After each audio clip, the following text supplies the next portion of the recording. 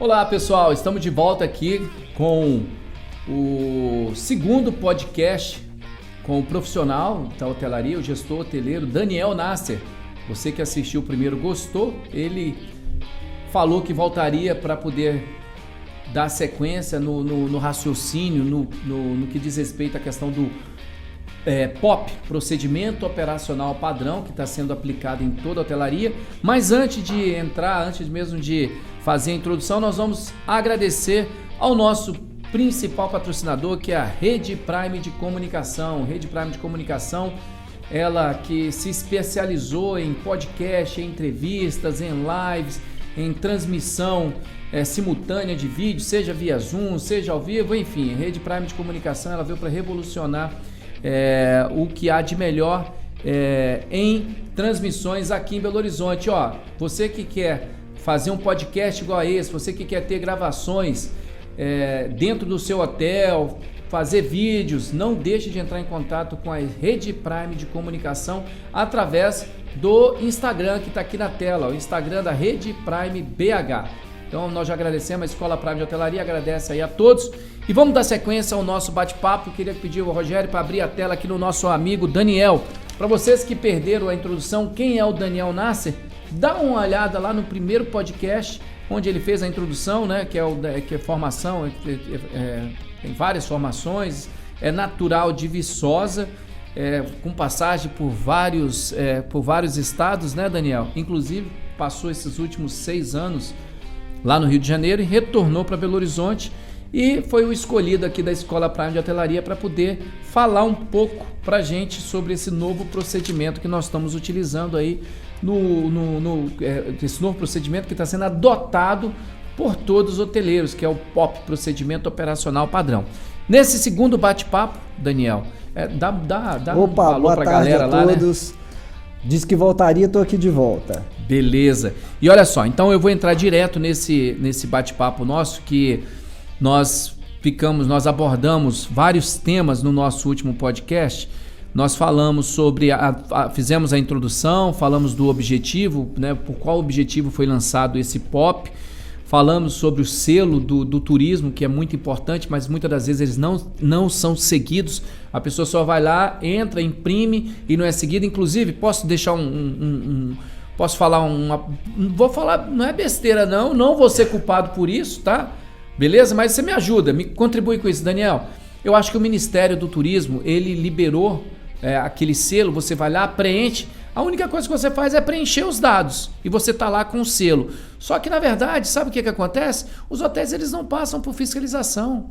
Isso é um grande erro que existe em nosso país, que você passa por um processo, muitos estão ali seguindo vários protocolos e muitos não estão seguindo protocolos e todos têm o mesmo selo. Então fica a dica aí para todos que estejam, até mesmo integrantes aí do Ministério do Turismo que vão ver esse vídeo, tem que ser, as vistorias elas têm que ser feitas. Você concorda, Daniel? Concordo. Eu acho que assim, a questão da fiscalização ela se torna importante, mas uma pessoa uma empresa que se presta a utilizar aquele selo, ela tem que, no mínimo, se autoavaliar, né, e se colocar numa posição de que todos aqueles pré-requisitos, mesmo que você não esteja sendo auditado, que aqueles pré-requisitos estejam sendo cumpridos, uma questão de consciência, né? Com certeza. E olha só, no nosso bate-papo nós falamos sobre isso, aí nós abordamos 3 temas, né, que eram os temas iniciais. Para não ficar cansativo, porque a média aí são 30 minutos, para não ficar uma aula cansativa para todos que estão nos acompanhando, nós falamos sobre utensílios, né? Falamos sobre a higiene pessoal, que é algo extremamente importante, né? Que é aquilo que você... Eu estou pegando aqui a colinha que eu fiz, que você falou que é o poder de convencimento das pessoas em praticar o que é certo. É incrível, né? Aí nós até entramos na questão política também, que nós somos um país que, assim, se a gente não aprender aprender através da política, nosso país nunca vai mudar para o bem, né? Porque Covid está aí, o que a gente mais vê é guerra política, né? E falamos sobre a limpeza do piso das áreas comuns e a limpeza de armários e utensílios, voltado para as áreas comuns. Por quê? Esses aí foram os primeiros temas que a gente achava importante explicar como que deve ser feito. Agora nós vamos abordar outros 4 itens extremamente relevantes, que é rouparia, instalações sanitárias, banheiro e box e alimentos e bebidas. Então, vocês que estão nos acompanhando, espero que vocês gostem agora desse bate-papo e se tiver alguma observação, não deixe de mandar um recado para a Escola Prime de Hotelaria através das nossas redes sociais, através do Instagram ou até mesmo ali através do YouTube. Ô Daniel, vamos lá. Pronto? Preparado para começar, Daniel? Vamos lá. Então vamos lá. Para o primeiro bate-papo de hoje, nós vamos falar sobre a rouparia. Aí eu vou ler o que a Escola Prime de Hotelaria preparou. A Escola Prime de Hotelaria recomenda que todo enxoval usado, roupa de cama e toalha seja retirado com luvas, com o mínimo de agitação e que o mesmo seja alocado em um lugar, em um recipiente, né?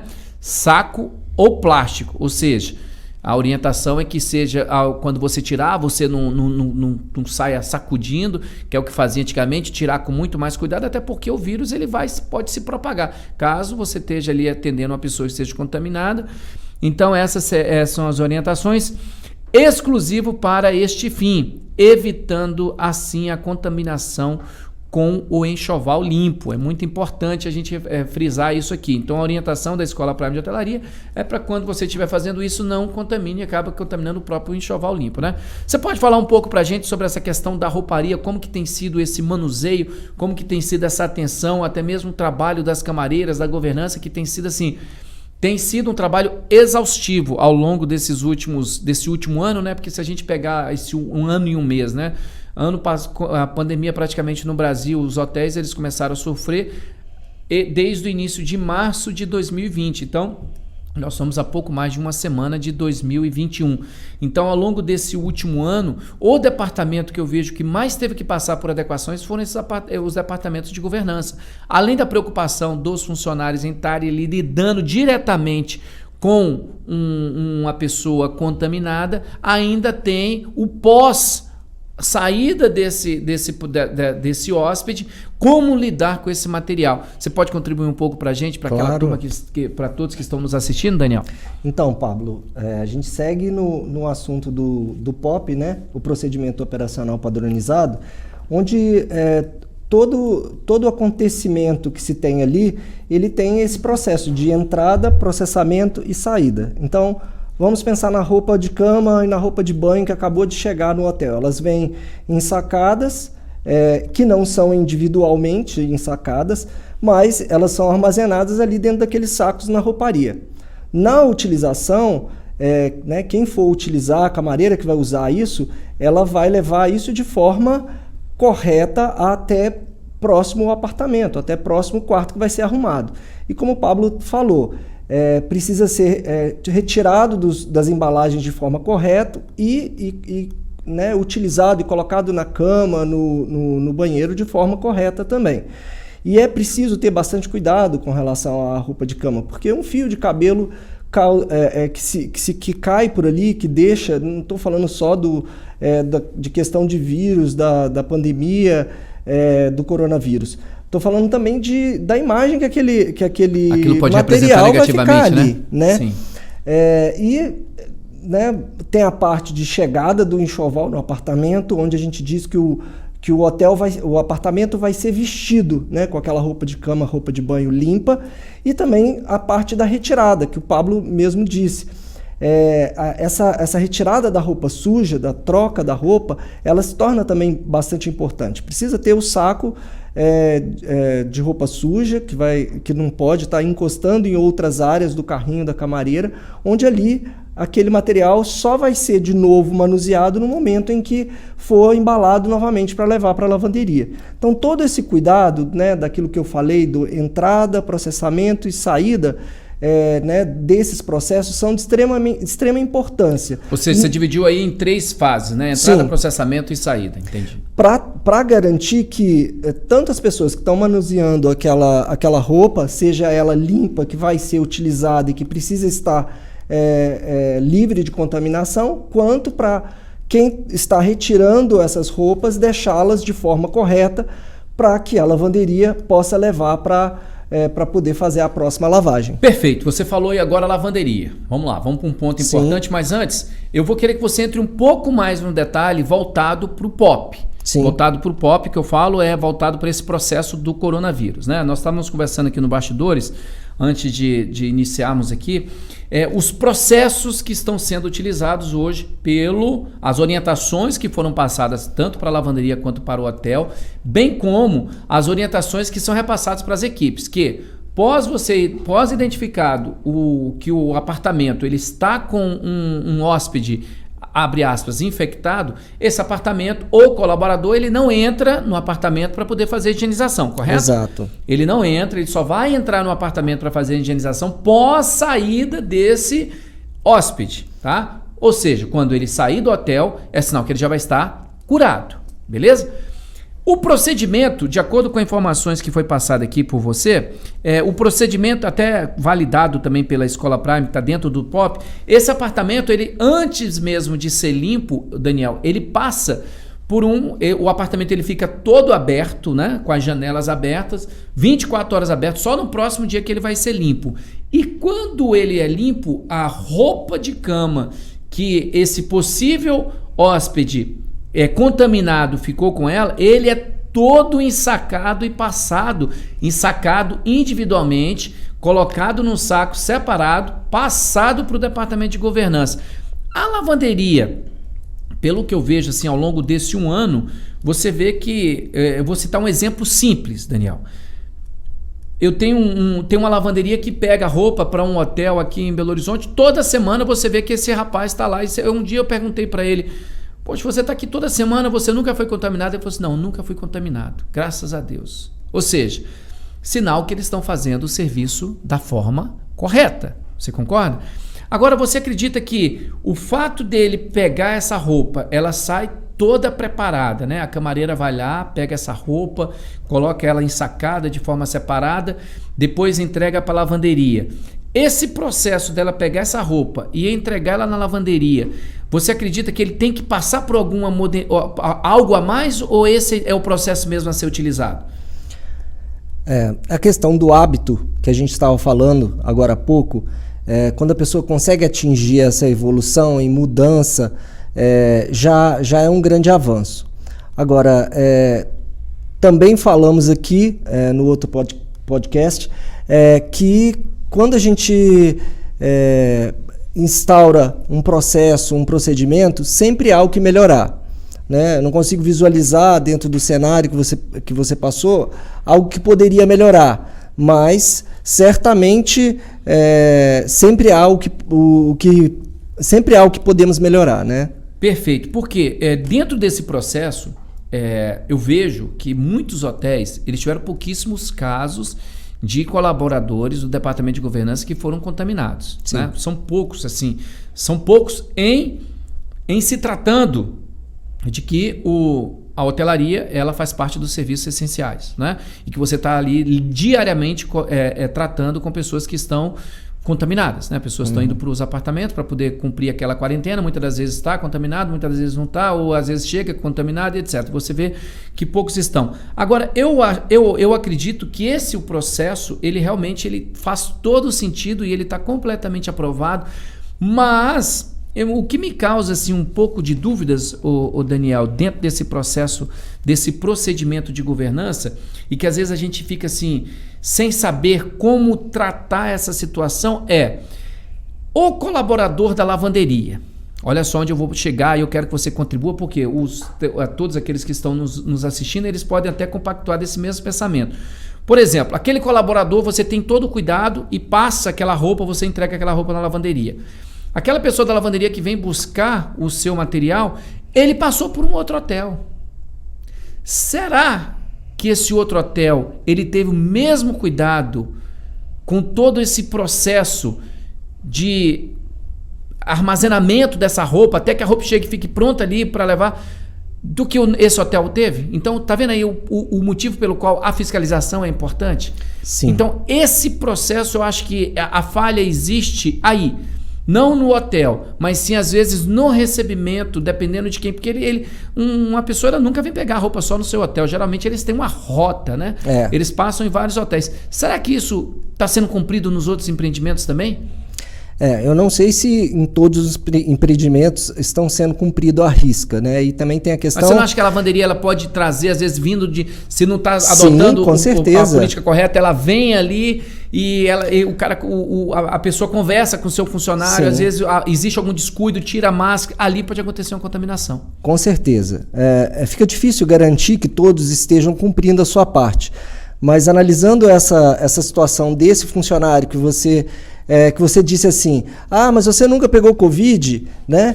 E ele disse não, mas tem a ver com o hábito dele. Então, de repente, mesmo que todos os hotéis não estejam cumprindo as normas corretas, esse rapaz que não pegou Covid por todas as semanas que você teve a oportunidade de vê-lo, de falar com ele não pegou por quê? Ele teve os hábitos corretos entre o processo de sair de um hotel para o outro e não carregou essa contaminação porque ele cumpriu as normas. Mesmo que as empresas, né, as unidades que estão sendo atendidas pela lavanderia não cumpriram, esse profissional agiu corretamente. Perfeito, perfeito. Olha só, elucidou bem aí a nossa dúvida. Agora, antes de passar para o próximo bate-papo, eu quero aqui agradecer o oferecimento à True Marketing.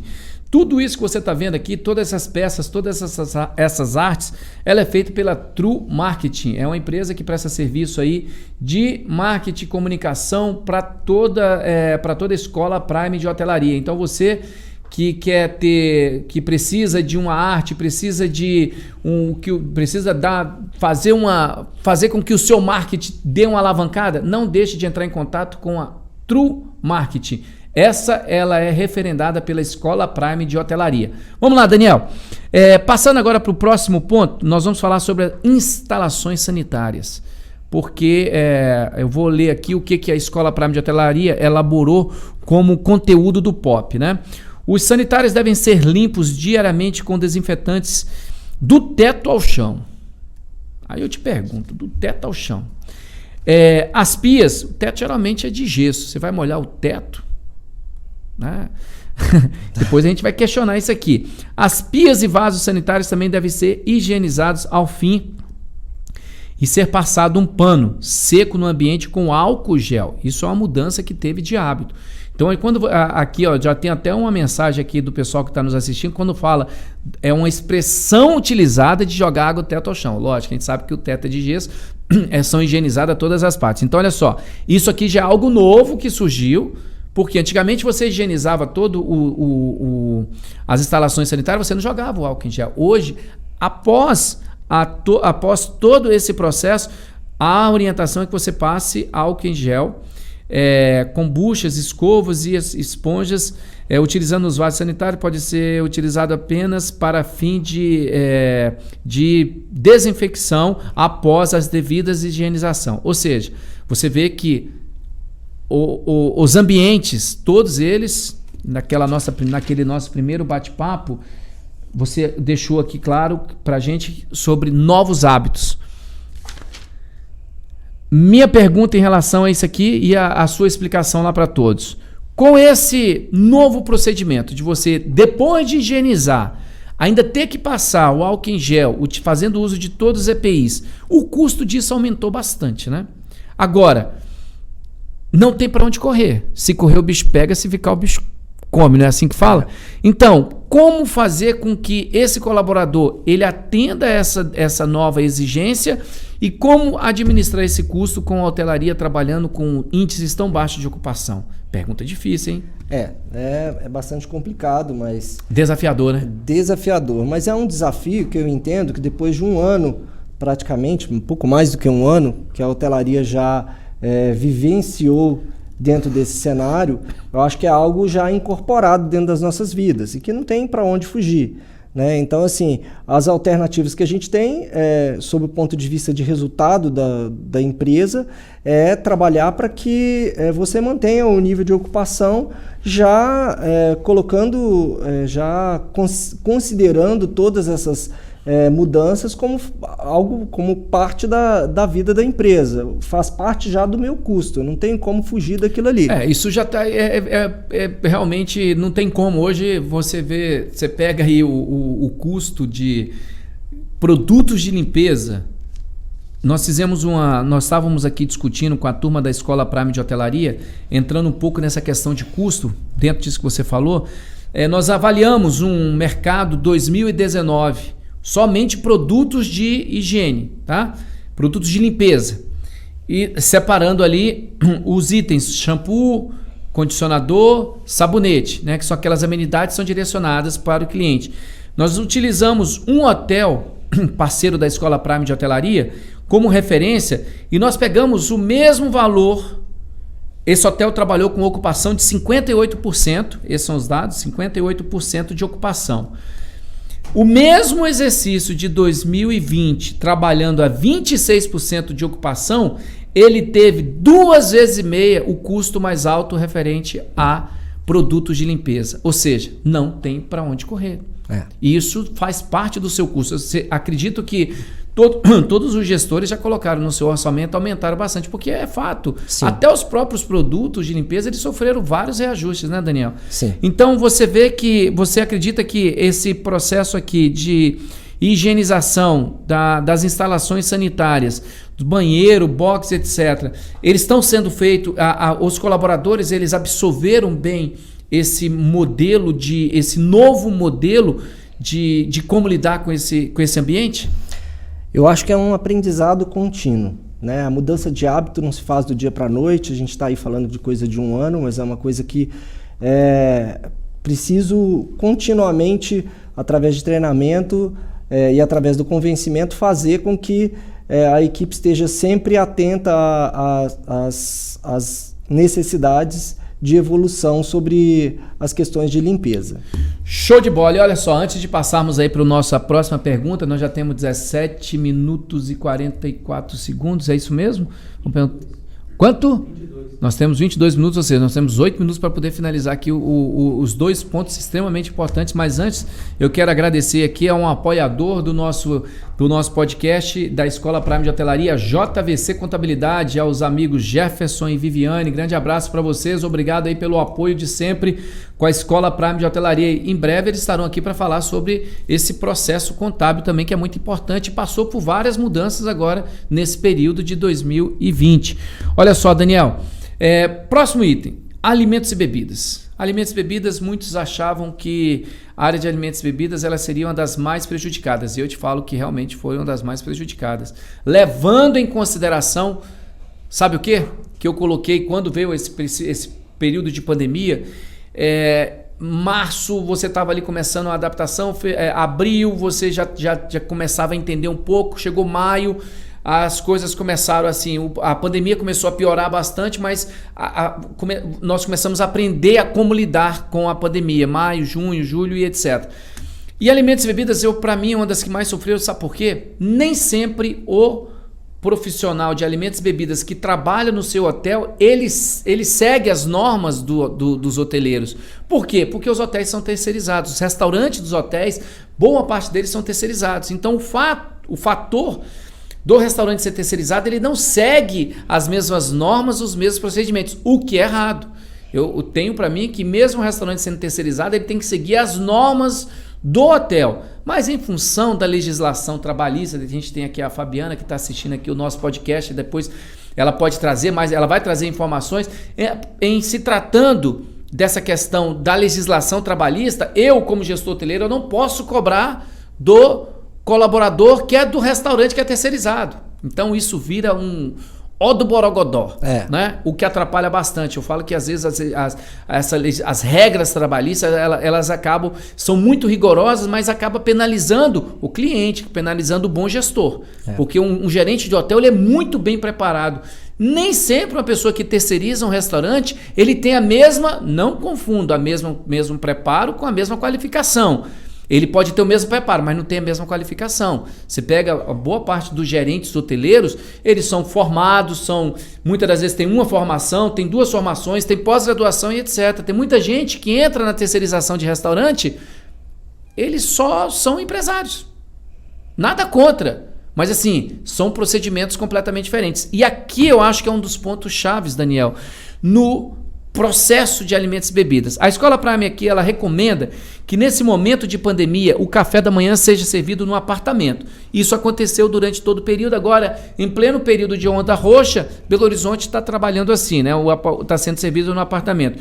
E que todos os utensílios disponibilizados aos hóspedes e clientes sejam descartáveis e obrigatoriamente higienizados. Ou seja, você não usa mais aquilo que o garfo, a faca para voltar, esquece, vai para o apartamento, é tudo descartável. Tudo mudou e o custo disso é muito alto, né? Muito.